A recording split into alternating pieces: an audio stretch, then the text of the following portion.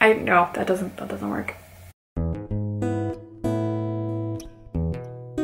Hi guys, I'm Amy. Welcome back to my channel, and I am finally ready to share with you my favorite books that I read in 2018. These books may have been published in 2018. They could have been backlisted books. I didn't give myself really any parameters other than the fact that these are all books that I read for the first time this year. I am going to also just say that these are my favorite books. I don't necessarily think that they're perfect. These are just the books that I enjoyed the most. There's one book in particular that I definitely think that it has its flaws, but it captivated me. So these, in many ways, are the books that just stuck with me throughout the year and really made me think, and I sunk my teeth into them and I haven't been able to let go. And so if you're interested in these books, then go ahead and keep on watching. And a quick little side note, these books are not ranked within them. I don't have like my ultimate favorite book of the year just because I don't like to force myself to do that, so I'm not going to, and I feel like it would change day to day anyways. And I happen to have 10 books. This is not because I forced myself to pick my top 10. It just happened to be what I narrowed my larger list down to. And once again, let's chat about my books. We will start with a book that I felt that I was the last person on the planet to have read. And I am very happy that I have read it now. And I don't necessarily wish that I had read it sooner because I think I appreciated it more by reading it this past year. And it's a classic for a reason, ladies and gentlemen, a classic for a reason. And that is Jane Eyre by Charlotte Bronte. I am not going to go into what this story is, but this was by far one of the most readable classics I've ever read, in my opinion. I was not anticipating that whatsoever, but Jane is such a dynamic, interesting, fascinating character, and I understand why the world is captivated by her and has been captivated by her for hundreds of years. There is a scene in particular in this book that I can't get out of my head, and it's when Jane does some particular drawings of herself and another person. If you've read this book, I think you know what I'm referring to. This book floored me, and I can't wait to reread it. I understand why it's so loved, and I also love this edition that I read. I marked up one side and down the other, and it's a wonderful book. And if you haven't read it, although I'm assuming all of you have, you absolutely should. And I also have included a children's book on this list. I do not have a copy because I read this book at the preschool that I work at, but this is a book I seem to have had every year that I've taught. One book that I read a lot because the kids just really absolutely love it, and I love reading it out loud. And this book, the book that happens to meet this year that I knew I just had to include, is The Book with No Pictures by B.J. Novak, and it is exactly that. It is a picture book that has no pictures, it's just words, but it just is so much fun to read aloud. It has you as the adult reading ridiculous things, and when I read this book, children get the belly giggles, and that is one of my favorite sounds in the entire world, is when a young person literally cannot contain their laughter. And this was a favorite among my preschoolers and among me. And if you are a person who enjoys reading and have the opportunity, especially to read out loud, you have to have this book in your life. It is too wonderful not to share. So do yourself a favor, go buy it and read it out loud right now to anyone that could provide you with a belly giggle. You will not be disappointed. The next book I'm going to chat about is a book that was actually a buddy read with April from Getting Hygge With It. So if any of you know what book this is, props to you. This book really caught me by surprise, and that is The Trouble with Goats and Sheep by Joanna Cannon. Apologies for the fact that you really can't see the cover very well, but this is the story in which we are following two young girls who set out to find out what happened to their missing neighbor, Mrs. Creasy. And in doing so, they visit each and every person that lives on their street, and they uncover a lot of secrets. And I have to say, this is not my usual read. I'm not one for mysteries necessarily, and that type of genre, but this book is so gorgeously written. Joanna Cannon's writing is incredible, and this is a debut. And the fact that this is a debut is just mind-boggling to me. Her prose is simple but so evocative. You smell things, you hear things, you feel the horrible, horrible heat that is plaguing this town in England. This takes place in one of the hottest summers England has ever had. And you see it through the eyes of two young girls who are just trying to figure out who they are, how their friendship works.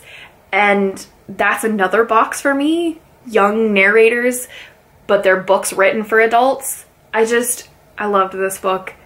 I really cannot gush about it enough. It completely caught me by surprise.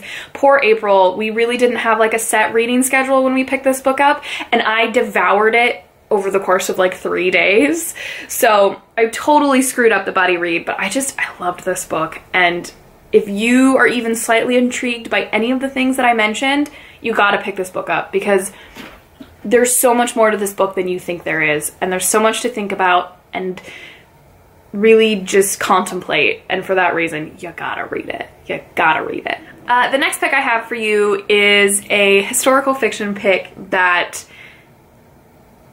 I'm just gonna gush about it some more, because I know I've gushed about it before on my channel, and that is Elizabeth Gilbert's The Signature of All Things. This is the story of Alma Whitaker, who is the daughter of a very, very well-to-do gentleman. I guess you could call him a gentleman, but they live in the United States, and her dad is a self-made man, and her mom is of Dutch descent and is very strict and poised and no-nonsense type of woman.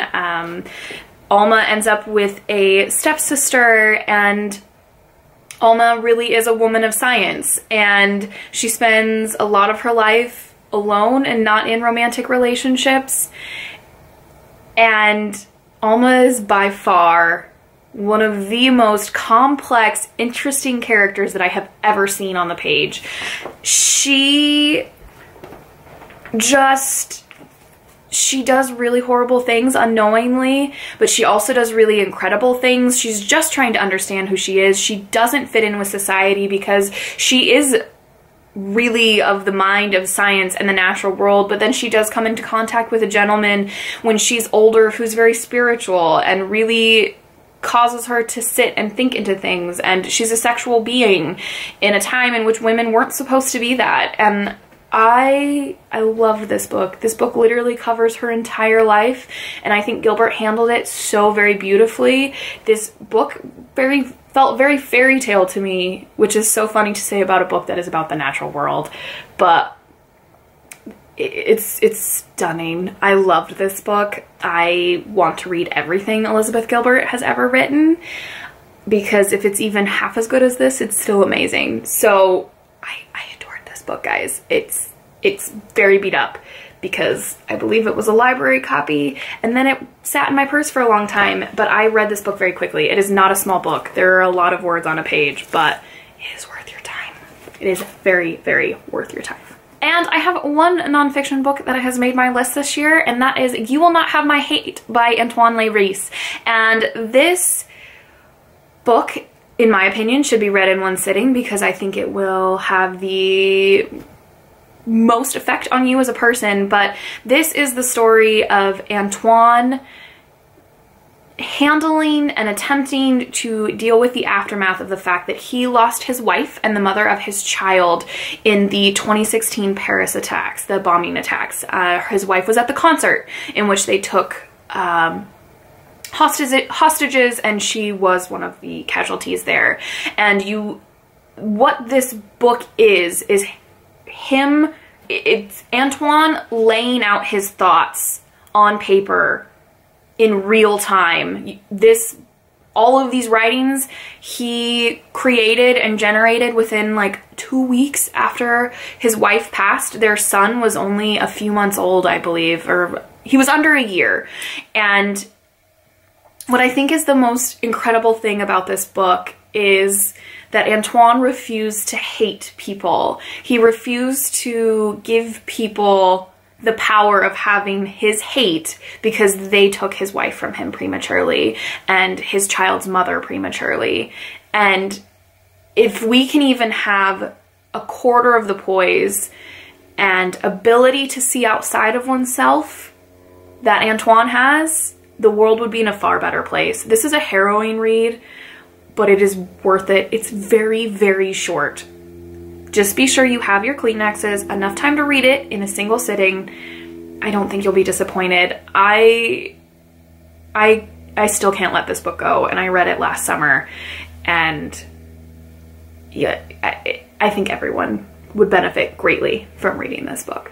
And for the modern classic pick that also was read over the course of the summer, there were a lot of really great summer reads this year.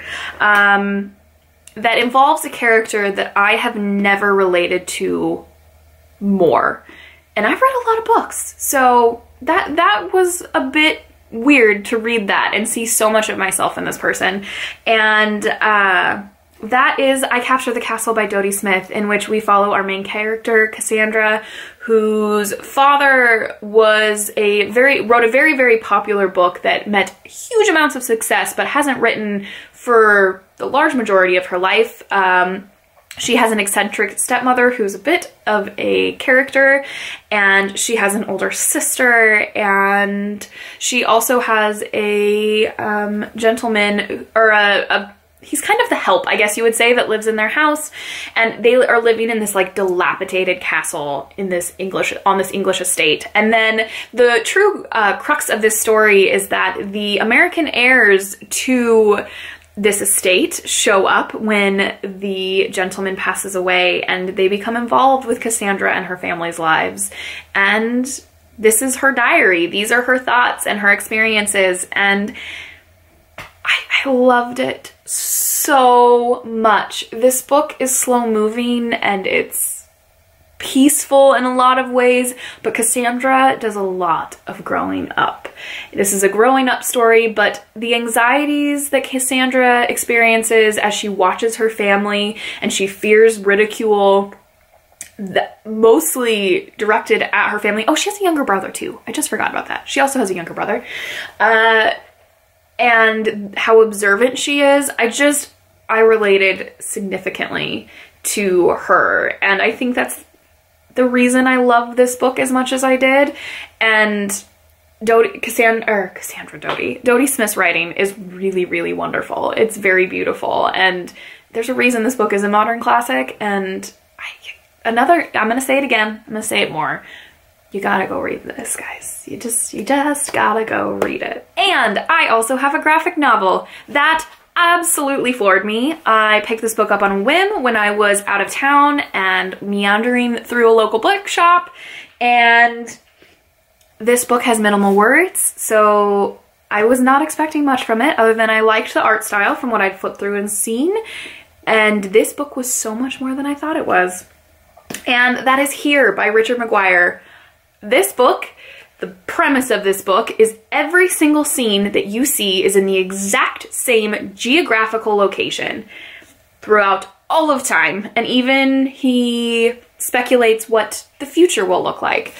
And in every illustration, we have different windows. So this is in 1720, and then the big pictures in 1983, and this is in 1910. And this story, it's a narrative that I was blindsided by, about the fact that what is here now will not always be here, because it hasn't always been here. Nothing's permanent. The world is forever changing, and this book perfectly demonstrates that. I find that the illustrations from the far past are a lot hazier, which I really enjoyed, but the ones that are more contemporary are a lot more defined. And this is 3 billion BCE, and there's little to no detail, and I loved this. If you haven't read this, go pick it up, go read it. Again, this is a book that I really think should be read in a single sitting or as quickly as possible, because I think that's really when you find the connections between the different images. It's so beautiful. The artwork is stunning. The narrative is stellar. It's just really, really good. Like, really good. Like, so good. I believe this might be the only book that I have that was published in 2018. If I'm wrong, I will let you know. But this is a book that I had absolutely no expectations of. I knew nothing about this author. I knew nothing about this book. This was her debut work, and the cover drew me in, and I had a gift card, so I took it home with me, and then it just took me for a ride. And that is What Should Be Wild by Julia Fine. This is, I guess you could classify it as fantasy, sort of, but not really, in the sense that our main character, Maisie, for the majority of the story, she's about 16, has a very, very special ability, and that is that if she touches you skin to skin and you are alive, you will die, and if you're dead, you will be brought back to life, and that includes vegetation and animals and people. And this is about Maisie growing up with her father. She lost her mother when she was very, very young, in a very particular way that you will learn some odd bits about very, very quickly when you start this book. So she's brought up by her father in this old manor house, and the housekeeper that inadvertently finds out about Maisie's abilities. And the really, really interesting thing is that Maisie comes from a long lineage of women who have been cursed. That these particular women, there's 5 that you explore specifically throughout time, from years 605 to 1888. In which they are all cursed because they disappear into the forest, this mysterious forest that Maisie is specifically told never to enter by her father, and never return. And you have a chapter about each of these women and their experiences. And really what I found this book to be about was the different ways in which women had societal pressures and rules placed upon them, and how these particular women broke out of that. And or just didn't follow the rules. And this book, I don't think is perfect. I don't think it's perfectly executed, but the story itself gripped me to a degree that I'm not sure I've ever been gripped by a story. I couldn't put this book down.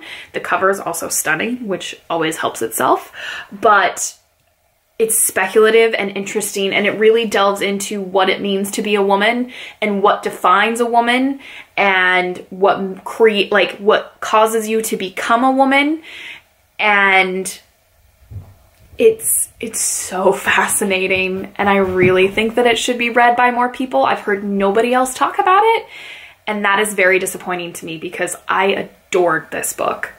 Like I said, fully acknowledging that it is not perfect. I don't think it's pristine, but the story, if you liked Red Clocks and that type of book, The Handmaid's Tale, definitely check this book out. It needs to be read by more people. I mean, you. And for a little bitty baby book, the last 2 books I'm going to chat about are little bitty baby books. The first of which is Sourdough by Robin Sloan. And this book was another book that completely caught me by surprise, but it shouldn't have, because it was recommended by Matthew Sharapa. And I mean, what more of an explanation do you need, or a reason to buy a book? And this book, we follow Lois Clary, who she works as a computer programmer for this really large company that has a lot of control over things. And she's just really disenchanted with life, her job, what she does. She just is going through the motions, except for the fact that every night she gets dinner from 2 brothers. One's the chef and the other delivers her food, in which the food is amazing. They have this incredible sourdough bread, this really, really spicy soup that she eats. And this is taking place in a world in which you can sustain off of this stuff called slush, I think, or something along those lines. So you don't have to eat real food, but that's like her one joy in life. And then the brothers contact her a bit out of the blue and say, we have to leave the country. We have visa issues. Here is our sourdough culture, the starter for sourdough. We want you to take care of it. But make sure you let it listen to music every day, and you have to learn to bake with it. And this then causes Lois to go on a completely different path in her life, in which she starts creating this sourdough bread and tries to get into the farmer's market world. And this is taking place in San Francisco. Yes, San Francisco. And she finds this underground world of foodies. And if you enjoy food, if you enjoy technology, if you like a little bit of speculative fiction, if you like to suspend disbelief for a little while, pick this book up. It is a super fun book, but it gets you thinking. We're gonna tick that box again. It's a quick read. I think I read it very, very, very quickly. And then I had to go out and buy sourdough, naturally, because that's delicious. But a wonderful, wonderful, wonderful book that I also think needs to be read more. Now for our last and final book, but certainly not least, and this is also translated fiction, which is very exciting. And this is The Hen That Dreamed She Could Fly by Soon-Mi Hwang and translated by Chi-Young Kim, I believe, from Korean. And let me double check. Yes, Korean. And in this story, we are following a hen named Sprout. She's an egg-laying hen, and she's never been out of her coop. And she wants nothing more in life than to be able to hatch one of her eggs and become a mother. And one day she has the opportunity to leave the coop and fly the coop, quite literally. And then we follow Sprout as she comes into contact with all kinds of different creatures from the barnyard and outside of the barnyard. And this story deals with grief and loss and motherhood and birth and every hard emotion that you could possibly imagine, but place it in a barn with livestock and animals and experience all the feels in a teeny tiny expanse of time. This book has some illustrations throughout it that are absolutely wonderful and whimsical. I really don't have words to talk about this book in a way that I feel does it justice. It's beautiful. This book captures the human experience in anthropomorphic animals in a way that I didn't think anyone could capture human experience at all, let alone in the teeniest, tiniest expanse of time. This book is beautiful. Go read it. Go read all of these books. It's so good. They're all so good. I need a different descriptor than good, but when I talk about things I love, my brain just short circuits sometimes. So go find it, go pick it up, go read it. It's gorgeous. Alrighty guys, there you have it. There are 10 of the 10 favorite books that I read in 2018. There were many other books that just missed the cut, and if you guys are interested to see what books those are, I guess you could consider those my runners-up to favorite books of the year. Please let me know if you're interested in seeing that. I'd be more than happy to chat about those books as well, because I also think those books need to be chatted about more. Let me say chat again and again and again. But thank you guys so much for sticking with me through this very long video, but it's really hard to be short and sweet about the things you love and also create cohesive sentences, as I demonstrate now. But if you guys read any of these books, please let me know your thoughts. Even if you dislike them, I encourage and love all discussions. I love the ability to chat with you all and dive into what we experience as readers and why we love or don't love the books that we read. Thank you again for a wonderful year in 2018. This community is truly amazing, and thank you for sticking with me as I took a rather long, unexpected hiatus, but life is returning to normal. But if you guys liked this video, please like it, and if you loved it, please subscribe, and we'll see you in my next video. Happy reading.